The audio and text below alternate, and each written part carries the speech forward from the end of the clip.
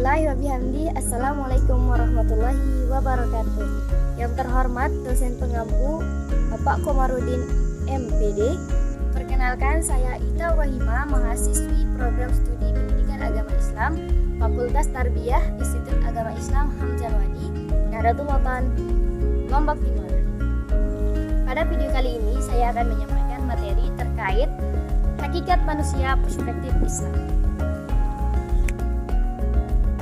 Dalam materi ini saya akan menyampaikan 3 poin pembahasan. Yang pertama, definisi hakikat manusia. Yang kedua, konsep manusia dalam Al-Quran. Dan yang ketiga adalah kedudukan manusia di dalam Islam. Dalam pembahasan ini saya akan menyampaikan 3 poin pembahasan. Yang pertama, definisi hakikat manusia. Yang kedua, konsep manusia dalam Al-Quran. Dan yang ketiga, kedudukan manusia di dalam Islam. Baiklah teman-teman, langsung saja kita ke pembahasan yang pertama, yaitu definisi hakikat manusia. Hakikat berasal dari bahasa Arab, yaitu hak, yang berarti kebenaran yang sesungguhnya. Dan dalam KBBI, Kamus Besar Bahasa Indonesia, hakikat diartikan sebagai inti atau dasar atau kenyataan yang sebenar-benarnya. Sedangkan secara istilah, hakikat diartikan sebagai inti dasar dari kebenaran yang sesungguhnya dari suatu objek, fenomena, atau konsep yang bersifat mutlak atau tidak dapat diubah. Adapun manusia dalam bahasa Sanskertanya yaitu manu dan bahasa Latinnya mens diartikan sebagai makhluk yang berpikir atau makhluk yang berakal budi.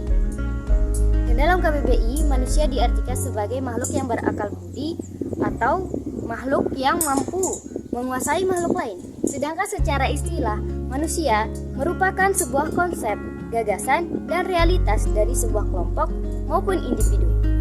Dan dalam ilmu filsafat, manusia dijelaskan oleh Socrates sebagai makhluk yang mempunyai ciri-ciri kuku datar dan berukuran lebar. Sedangkan menurut Aristoteles, manusia merupakan makhluk yang rasional, yang mampu berpikir dan berlogika. Adapun hakikat manusia dapat kita definisikan sebagai sekumpulan sifat, tingkah laku, dan kualitas esensial yang menjadi dasar dari identitas seseorang yang mencakup berbagai aspek seperti prinsip fisik, emosional, intelektual, dan sosial, yang kemudian membentuk pola interaksi seseorang dengan sesamanya maupun dengan lingkungannya. Tadi saya sudah menjelaskan poin pembahasan yang pertama. Sekarang saya akan menjelaskan poin pembahasan yang kedua, yaitu konsep manusia dalam Al-Quran. Seperti yang kita ketahui bahwa manusia merupakan makhluk Allah yang paling sempurna penciptaannya, dikarenakan manusia diciptakan dengan akal dan pikiran. Hal ini sesuai dengan firman Allah dalam surah At-Tin ayat 4 yang berbunyi,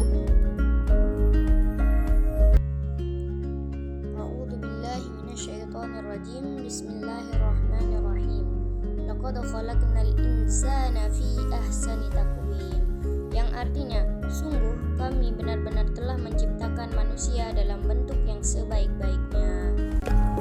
Menurut pandangan Islam, manusia memiliki beberapa hakikat. Yang pertama, manusia merupakan makhluk ciptaan Allah.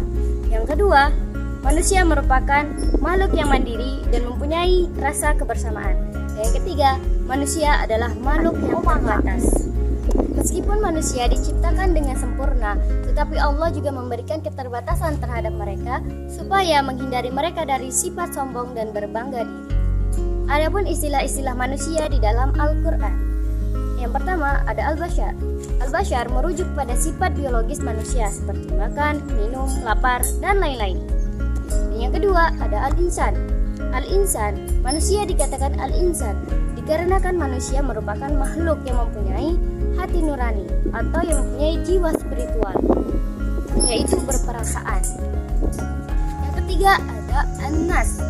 An-nas merujuk pada manusia yang secara umum, yaitu seluruh umat manusia, tidak memandang suku, ras, atau agama manapun. Jadi seluruh umat manusia yang diciptakan oleh Allah. Dan yang terakhir adalah istilah Bani Adam. Dikatakan Bani Adam karena manusia merupakan keturunan dari Nabi Adam. Kita masuk ke pembahasan yang ketiga, yaitu kedudukan manusia di dalam Islam. Kedudukan yang pertama yaitu sebagai Abdullah atau hamba Allah.